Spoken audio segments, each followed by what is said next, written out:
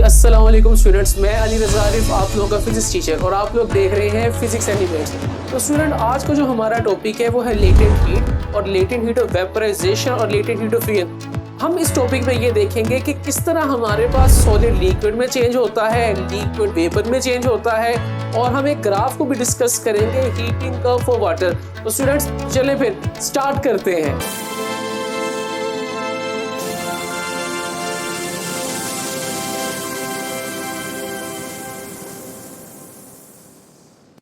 बिस्मिल्लाहिर्रहमानिर्रहीम। स्टूडेंट्स, तो आज जो हमारा टॉपिक है वो हमारे पास लेटेंट हीट है और लेटेंट हीट ऑफ फ्यूजन और लेटेंट हीट ऑफ वेपराइजेशन।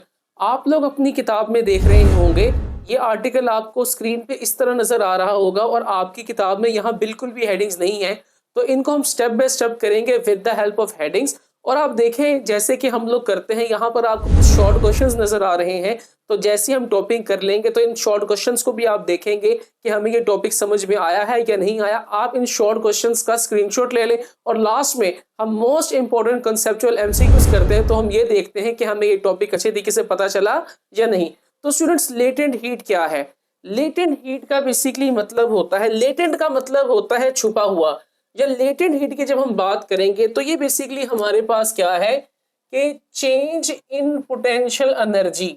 आप लोग अपनी किताब में लिख सकते हैं कि लेटेंट हीट क्या है? Change in potential energy. अब इसका क्या मतलब हुआ कि what do you mean by the change in the potential energy? तो चेंज इन पोटेंशियल एनर्जी को बेसिकली हम लोग क्या कहते हैं? मीन्स सेपरेशन के मॉलिक्यूल्स का सेपरेट होना। अब वो किस तरह सेपरेट होंगे, क्या मैकेनिज्म होगा, तो उसको हम बाद में देखते हैं। तो सबसे पहले स्टूडेंट्स आप लोग देखेंगे कि हमारे पास डेफिनेशन जो है वो लेटेंट हीट की है, जो कि आपको किताब के ऊपर भी नजर आ रही है। तो लेटेंट हीट क्या है? Latent heat is the heat energy required to change the state of a substance without changing its temperature. आपने करना क्या है? आप किसी भी सब्सटेंस को हीट एनर्जी देंगे और सब्सटेंस अपनी स्टेट को क्या कर लेगा? चेंज कर लेगा। और आपने हीट कैसे देनी है? कांस्टेंट हीट आपने क्या करनी है? प्रोवाइड करनी है।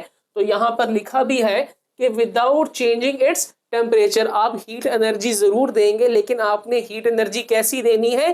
कांस्टेंट देनी है, टेम्परेचर कांस्टेंट रखना है। तो इसी को तो हम कहते हैं लेटेंट हीट। तो स्टूडेंट्स आप लोग अपनी किताब में देखें, यहाँ पर आपको एक इंपॉर्टेंट पॉइंट नजर आ रहा होगा, इसको आप हेडिंग दे दें इंपॉर्टेंट नोट की। तो लेटेंट हीट बेसिकली क्या है कि दिस एनर्जी इज यूज्ड, किस लिए इस्तेमाल की जाती है? This energy is used to break और फॉर्म्स बॉन्ड, बॉन्ड्स को बनाने के लिए या उनको तोड़ने के लिए between particles instead of increasing their movement. अब स्टूडेंट्स इसका क्या मतलब है instead of increasing their movement, जो कि आपकी किताब में लिखा हुआ है? तो instead of increasing their movement का मतलब ये है means not change in kinetic energy. इसका मतलब ये है कि not change in kinetic energy. तो स्टूडेंट्स इसका मतलब ये है कि आप लोगों की जो मूवमेंट है वो हमारे पास क्या हो? चेंज ना हो, हमारे पास मॉलिक्यूल मूव ना करें, not change in the kinetic energy. तो स्टूडेंट्स इसी के नीचे आप लोगों ने देखना है, हमारे पास एक और आर्टिकल है जो कि as a important short question के तौर में भी है। और ये वाला आर्टिकल और इसके जो नेक्स्ट वाला आर्टिकल है लेटेंट हीट ऑफ वेपराइजेशन, ये दोनों ऐसा लॉन्ग क्वेश्चन इकट्ठे भी आ जाते हैं। तो लेटेंट हीट ऑफ फ्यूजन क्या है? तो स्टूडेंट्स फ्यूजन हम लोग कहते हैं मेल्टिंग को। तो फ्यूजन बेसिकली हमारे पास क्या है जी? मेल्टिंग। तो डेफिनेशन हम लोगों की क्या है कि latent heat of fusion is the heat energy required to convert 1 kg of a solid into liquid at its melting point while keeping the temperature constant. तो students latent heat of fusion हमारे पास क्या है? Latent heat of fusion हमारे पास ये होता है कि अगर आपने 1 kg सॉलिड लेना है, 1 kg सॉलिड ऑफ आइस आप लें और आपने उसको हीट देते जाना है। कब तक देते जाना है? Eight its melting point. और आपने उसके टेम्परेचर को बिल्कुल भी चेंज नहीं करना। तो स्टूडेंट्स यहाँ पर यही लिखा है कि 1 kg of a solid into liquid में आप उसको कन्वर्ट करेंगे और आपने कहाँ तक उसको लेके जाना है? उसके मेल्टिंग पॉइंट, और आपने उसका टेम्परेचर बिल्कुल भी चेंज नहीं करना, टेम्परेचर को कांस्टेंट रखना है। इस चीज को हम आगे ग्राफ में भी एक्सप्लेन करेंगे। ओके स्टूडेंट्स, अब आप लोगों की जो नेक्स्ट हेडिंग है अपनी किताब के ऊपर देखें, वो यहाँ से लेकर यहाँ तक हमारी हेडिंग बनती है एक्सप्लेनेशन की। आपको स्क्रीन के ऊपर नजर भी आ रहा होगा। तो एक्सप्लेनेशन में हमारे पास क्या है, जैसे कि मैंने आपको बताया कि हम सॉलिड को चेंज कर रहे हैं, किस में चेंज कर रहे हैं, लिक्विड में। तो स्टूडेंट्स देखें कि सॉलिड जो है वो हमारे पास क्या करेगा, मेल्ट होगा और किस में कन्वर्ट हो जाएगा, लिक्विड में। अब अपनी किताब में देखें कि अब्जॉर्ब हीट, वो हीट को अब्जॉर्ब करेगा solid without rise in temperature, और टेम्परेचर में कोई भी इजाफा नहीं होगा। अब इसका मतलब यह है कि वो हीट को, इसका मतलब क्या है कि वो हीट को अब्जॉर्ब भी कर रहा है और टेम्परेचर भी आपका इंक्रीज नहीं होना चाहिए। इसका क्या मतलब है, इसको हम सीखेंगे यहाँ पर इस वाली कर्व में, जब मैं इस कर्व की तरफ आऊंगा।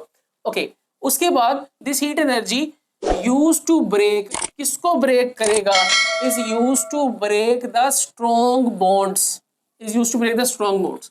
अच्छा स्टूडेंट्स, मैं आपको थोड़ा सा एक्सप्लेन कर देता हूं। उसने यहाँ पर ये लिखा है कि absorb heat without rise in temperature, कि वो हीट को तो अब्जॉर्ब करेगा लेकिन टेम्परेचर ज्यादा नहीं होगा। इसका क्या मतलब हुआ, हीट दे रहे हैं लेकिन टेम्परेचर नहीं बढ़ा, तो वो टेम्परेचर जा कहाँ रहा है, तो वो टेम्परेचर हमारे पास बॉन्ड को तोड़ने में जा रहा है। ठीक है, जो स्ट्रॉन्ग बॉन्ड्स बने हुए हैं जो कि सॉलिड के हैं, वो हमारे पास क्या हो रहे हैं, टूट रहे हैं, ये उसमें जा रहा है। तो इसको हम एक्सप्लेन भी करेंगे आगे ग्राफ में, जैसे कि मैंने आप लोगों को बताया।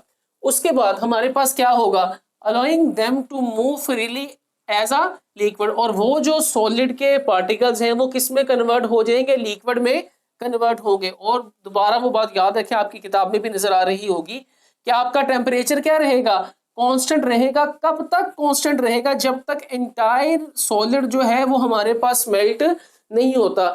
हम टेम्परेचर जरूर देंगे लेकिन टेम्परेचर नहीं बढ़ेगा। वो टेम्परेचर क्यों नहीं बढ़ेगा कि हमारे पास सॉलिड जो है वो किस में कन्वर्ट हो रहा है, लिक्विड में कन्वर्ट हो रहा है, और उसके बॉन्ड क्या हो रहे हैं, टूट रहे हैं। हमारी एनर्जी कहाँ जा रही है, वो बॉन्ड के तोड़ने में जा रही है, जब वो सॉलिड से किस में कन्वर्ट हो रहा है, लिक्विड में कन्वर्ट हो रहा होगा। आगे उसको बताएंगे। उसके बाद स्टूडेंट्स हमारी जो नेक्स्ट हेडिंग है वो हमारे पास फॉर्मूला की है। तो फॉर्मूला हमारे पास ये है कि Q is equal to MLF। ये वो हीट है जो कि वो सॉलिड बॉडी क्या कर रही है, अब्जॉर्ब कर रही है। आप मेरी स्क्रीन के ऊपर देखें, आपको नजर भी आ रहा होगा। और यहाँ पर ये M क्या है, mass of a solid substance, और ये LF क्या है, ये हमारे पास लेटेंट हीट ऑफ फ्यूजन है। ये आपकी किताब में नीचे 3 पॉइंट्स भी दिए गए होंगे, या आपने 3 पॉइंट्स को लिखना भी है। उसके बाद स्टूडेंट्स अब हमारे पास नेक्स्ट हेडिंग आती है एग्जाम्पल की। अब एग्जाम्पल हम लोगों के पास क्या है, देखिए जी, बहुत इंपॉर्टेंट बड़ी टेक्निकल एग्जाम्पल है कि आइस जब 0 डिग्री सेल्सियस पे होगी वो हीट को अब्जॉर्ब करेगी। वो आइस का टेम्परेचर कितना है, 0 डिग्री, वो हीट को क्या कर रहा है, अब्जॉर्ब कर रहा है, बट रिमेन एट 0 डिग्री, और वो रह भी किस पे रहा है, 0 डिग्री पे ही रहा है, until it's completely melt into the water. तो स्टूडेंट्स मैं आपको यही बात यहाँ पर समझाना चाह रहा था कि यहाँ पर अगर सॉलिड है उसका टेम्परेचर कितना है, 0 डिग्री सेल्सियस, और उसका टेम्परेचर 0 डिग्री सेल्सियस ही रहेगा। कब तक रहेगा, जब तक वो पूरी बर्फ हमारे पास पानी नहीं बन जाती, उसका टेम्परेचर चेंज नहीं होगा, 0 पे ही रहेगा।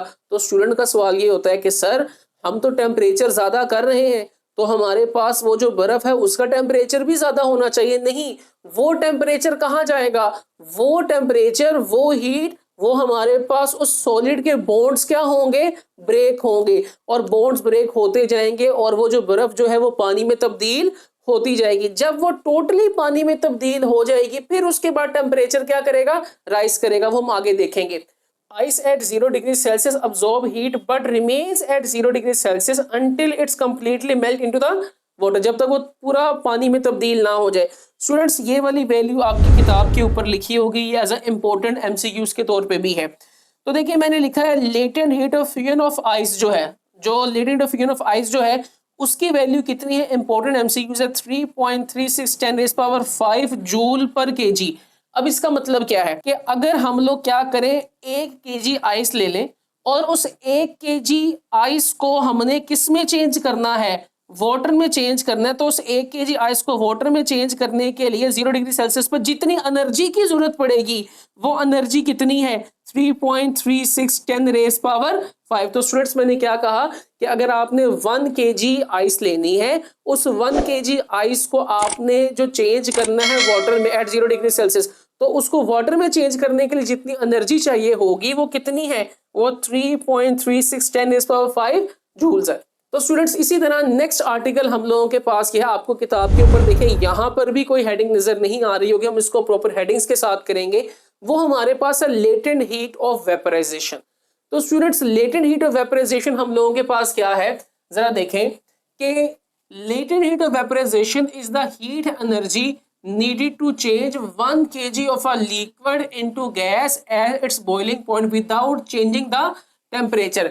इसका मतलब यह है कि आपने 1 kg लिक्विड लेना है और उस 1 kg लिक्विड को आपने क्या करना है, हीट करते जाना है। और उसको कहां तक हीट करना है, आपने उसके बॉइलिंग पॉइंट तक हीट करना है, लेकिन उसके टेम्परेचर में बिल्कुल भी चेंज ना है, आपने टेम्परेचर को क्या रखना है, कांस्टेंट रखना है। तो स्टूडेंट्स देखिए यहाँ पर भी यही लिखा है कि आपने 1 kg लिक्विड लेना है, आपने उसको गैस में तब्दील करना है, कहां तक, उसके बॉइलिंग पॉइंट तक, और आपने टेम्परेचर को चेंज नहीं करना। तो फिर इस एनर्जी, जो हमें एनर्जी चाहिए होगी, तो उसको हम क्या कहते हैं, लेटेंट हीट ऑफ वेपराइजेशन का नाम देंगे। उसके बाद स्टूडेंट्स आप देखें इसकी एक्सप्लेनेशन आपको किताब में कुछ इस तरह करके नजर आ रही होगी, तो इसकी एक्सप्लेनेशन भी देखते हैं कि इसमें हम क्या करते हैं, हम लिक्विड को चेंज करते हैं गैस में। तो जाहिर सी बात है जब हम लिक्विड को गैस में चेंज करेंगे वो हीट को क्या करेगा, अब्सॉर्ब करेगा। फिर वही बात, आपने टेम्परेचर को क्या रखना है, कांस्टेंट रखना है, टेम्परेचर आपका कांस्टेंट रहेगा until the entire liquid has evaporated, जब तक entire liquid evaporate नहीं हो जाता। ये चीज मैं आपको टोटली उस ग्राफ में समझाऊंगा जो कि आप अपनी किताब में देखें, आपको यहाँ पर नजर आ रहा होगा। उसके बाद स्टूडेंट्स देखें, this energy is use to break the bonds between liquid molecules. ये जो हम उसको एनर्जी दे रहे होंगे ये किस में जाएगी, ये लिक्विड के बॉन्ड क्या हो रहे होंगे, ब्रेक हो रहे होंगे। तो स्टूडेंट्स लेटेंट हीट वेपराइजेशन क्या है, ये बेसिकली वो एनर्जी है, जैसे कि मैंने बताया, ये वो एनर्जी है जो कि आप 1 kg लिक्विड को देंगे और वो 1 kg लिक्विड जो है वो हमारे पास किस में तब्दील हो जाएगा, वेपर में तब्दील होगा at its boiling point without changing its temperature. ठीक है स्टूडेंट्स, ओके। अब इसकी एग्जांपल देखिए, ये एग्जांपल हमारे पास क्या है कि latent heat of fusion of water जो है वो हमारे पास है जी 2.2610⁶ जूल पर kg। तो अब इसका मतलब ये है कि अगर आप 1 kg पानी लें और उस 1 kg पानी को आपने स्टीम में तब्दील करना है एट 100 डिग्री सेल्सियस, तो 1 kg पानी को स्टीम में, वेपर में, गैस में तब्दील करने के लिए जितनी एनर्जी हमें चाहिए तो उसको हम क्या कहते हैं, कितनी एनर्जी चाहिए, 2.2610⁶ जूल, इतनी एनर्जी चाहिए। तो उसको हम लिक्विड से किस में कन्वर्ट कर लेंगे, स्टीम में कन्वर्ट कर लेंगे। इसी तरह स्टूडेंट्स इसका फॉर्मूला देखें, वो हमारे पास क्या है कि Q = mLV।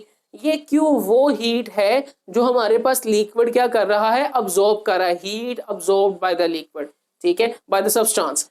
और हमारे पास M वो मैस है और LV क्या है, इसको हम कहते हैं लेटेंट हीट ऑफ वेपराइजेशन। तो स्टूडेंट्स ये भी बात आपने याद रखनी है।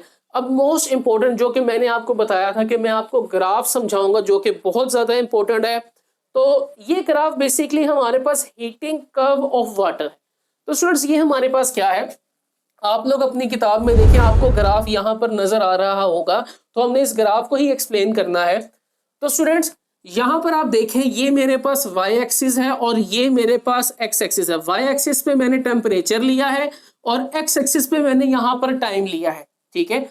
तो शुरू में अब होने क्या लगा है, हमारे पास आइस का टेम्परेचर कितना है, -30 डिग्री, और ये बहुत ही ज्यादा ठंडा है, ठीक है। उसके बाद अब हम ये हमारे पास अब कुछ टाइम गुजर रहा है, कुछ टाइम हमने, अब आप उसको अज्यूम कर ले हमने उसको कहीं पे रख दिया, ठीक है। अब कुछ टाइम गुजरता जा रहा है, आहिस्ता आहिस्ता अब उसका टेम्परेचर -20 डिग्री हो गया, -10 हो गया। अब यहाँ पर मोस्ट इंपोर्टेंट बी पॉइंट के ऊपर आके अब उसका टेम्परेचर कितना हो चुका है, 0 डिग्री सेल्सियस हो गया। अब वो आप देखिए, वो 0 डिग्री सेल्सियस पे टाइम भी गुजरता जा रहा है और उसका टेम्परेचर भी कितना रह रहा है, वो 0 डिग्री सेल्सियस ही रह रहा है, जो कि मैंने आपको यहाँ पर बताया था कि absorbs heat without rise in temperature. और यहाँ पर एक बात मैंने आपको ये भी बताई थी कि temperature remain constant until the entire solid has melted. तो देखें हमारे पास कुछ टाइम गुजरता जा रहा है, उसको हीट हमारे पास पहुंचती जा रही है, लेकिन देखें ये टेम्परेचर क्या रह रहा है, कांस्टेंट कांस्टेंट कांस्टेंट, और यहाँ तक टेम्परेचर कांस्टेंट ही है। इसमें हो क्या रहा है, जो हम एनर्जी दे रहे हैं, जो एग्जांपल हम हीट एनर्जी दे रहे हैं, वो हीट एनर्जी कहाँ जा रही है, वो हीट एनर्जी जा रही है उसके बॉन्ड्स के ब्रेक होने में। हम तो उसको एनर्जी दे रहे हैं लेकिन उसका टेम्परेचर नहीं बढ़ रहा, तो सर वो टेम्परेचर कहाँ जा रहा है, वो एनर्जी कहाँ जा रही है, वो एनर्जी मेरा बेटा वो उसके बॉन्ड्स के ब्रेक होने में जा रही है, जो कि मैंने आपको यहाँ पे बताया कि this heat energy use to break the strong bonds. उसके बाद जी अब यहाँ पर सी पर आ चुका है, मैंने यहाँ पर लिखा भी ice melts at 0 degree Celsius, temperature remain constant. इसका मतलब है हीट, वो हीट क्या कर रहा है, अब्जॉर्ब कर रहा है। हीट को अब्जॉर्ब करने को ही तो बी से लेके सी स्टेप को हम कहते हैं लेटेंट हीट ऑफ फ्यूजन कहते हैं। इसको हम क्या कहते हैं, लेटेंट हीट ऑफ फ्यूजन, कि हम सॉलिड से किस में कन्वर्ट हो रहे हैं, लिक्विड में कन्वर्ट हो रहे हैं। उसके बाद स्टूडेंट्स अब आप यहाँ पर देखें, अब आप जब यहाँ पर आके वो टोटली लिक्विड में कन्वर्ट हो गया, इस पॉइंट के ऊपर आके वो बर्फ पानी बन चुका है। अब आप जब मजीद उसको टेम्परेचर देंगे, अब उसका टेम्परेचर जब उसको हीट देंगे, अब उसका टेम्परेचर क्या करेगा, राइज करेगा। अब देखिए पानी का टेम्परेचर राइज करता जा रहा है करता जा रहा है, मैंने यहाँ लिखा है वाटर इज हीटेड। अब यहाँ करते करते अब आप इस डी के ऊपर आ चुके हैं, ठीक है, जो कि हमारे पास क्या है 100 डिग्री सेल्सियस, जो कि पानी का बॉइलिंग पॉइंट है। आप यहाँ पहुंच चुके हैं पानी के बॉइलिंग पॉइंट पे।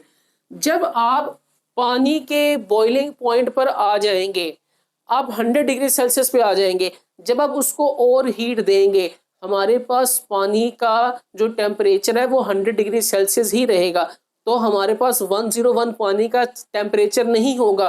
तो फिर वो टेम्परेचर जाएगा कहाँ, वो टेम्परेचर जो है वो हमारे पास उस पानी को किस में तब्दील करेगा, वो उसको तब्दील करेगा स्टीम में तब्दील करेगा।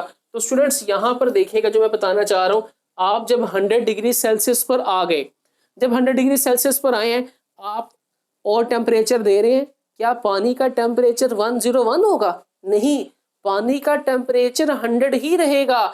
पानी का टेम्परेचर अगर आप 102 करेंगे, अगर नीचे उसको हीट देते जा रहे हैं, तो क्या पानी का टेम्परेचर 102 होगा, नहीं, पानी का टेम्परेचर हमेशा अगर बॉइलिंग पॉइंट उसका अगर 100 डिग्री सेल्सियस है तो पानी का टेम्परेचर 100 डिग्री सेल्सियस ही रहेगा। तो वो जो इजाफी हो रहा है, टेम्परेचर इंक्रीज हो रहा है, वो कहाँ जा रहा है, वो हमारे पास पानी के बॉन्ड जो है, लिक्विड के बॉन्ड जो है वो ब्रेक हो रहे हैं, और वो पानी किस में तब्दील हो रहा है, वो स्टीम में तब्दील हो रहा है। तो स्टूडेंट्स यहाँ देखें, मैंने लिखा है कि अब देखें आप तो टेम्परेचर दे रहे हैं, लेकिन आप हीट दे रहे हैं, लेकिन टेम्परेचर आपका क्या रह रहा है, 100 डिग्री सेल्सियस पे ही रह रहा है, क्योंकि पानी का टेम्परेचर 100 डिग्री सेल्सियस से ऊपर नहीं जा सकता।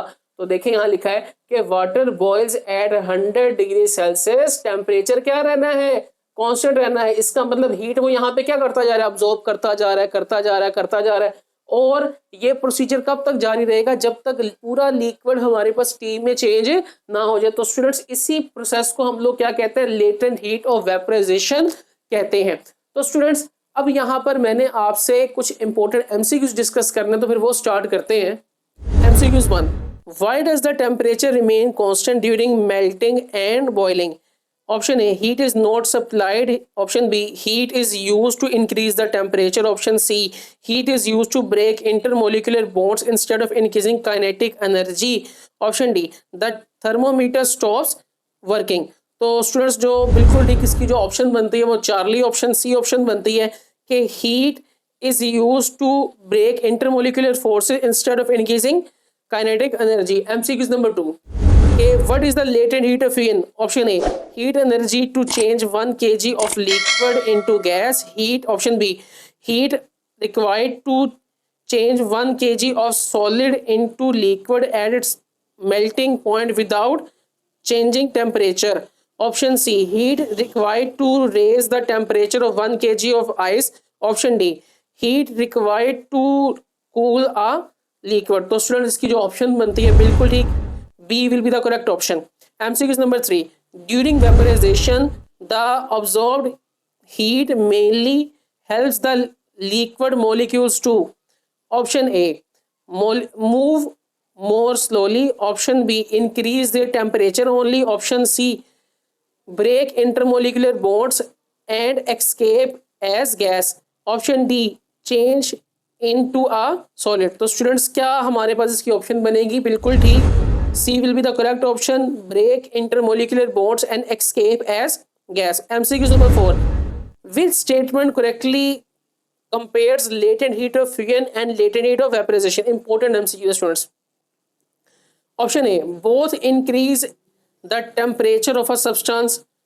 Option B, fusion changes solid to liquid while vaporization changes liquid to gas without changing temperature। Option C, both convert solid into gases directly। Option D, vaporization occurs only below 0 degree Celsius। तो students बिल्कुल ठीक, इसकी जो option बनती है B will be the correct option. MCQ number 5, why is the latent heat of vaporisation of water greater than the latent heat of vaporisation. Students important MCQs है कि latent vaporisation जो है लेटेंट फ्यूजन से ज्यादा क्यों है।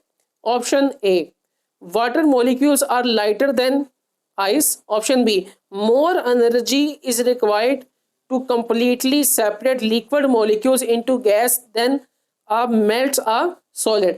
उसके बाद C option, water boils at a lower temperature. Option D, ice contains more heat than water. तो स्टूडेंट्स बिल्कुल ठीक, हमारे पास इसकी जो ऑप्शन बनती है B will be the correct option. जैसे कि आप लोग यहाँ पर देखें कि हमारे पास जो लेटेंट हीट ऑफ वेपराइजेशन जो है वाटर की वो हमारे पास ज्यादा है और यहाँ हमारे पास आइस की वैल्यू क्या है? कम है। तो इसी वजह से लेटेंट हीट ऑफ वेपराइजेशन की वैल्यू ज्यादा है किसके मुकाबले में? आइस के मुकाबले में। तो स्टूडेंट्स आपको ये आर्टिकल बहुत अच्छे तरीके से समझ आ गया होगा। तो अगर आपको समझ आया है तो आगे और स्टूडेंट्स तक भी शेयर करें, लाइक करें, सब्सक्राइब करें और आगे बेल आइकन पे क्या करें, क्लिक करें। तो बस फिर आज का प्रोग्राम समाप्त होता है। अल्लाह हाफिज।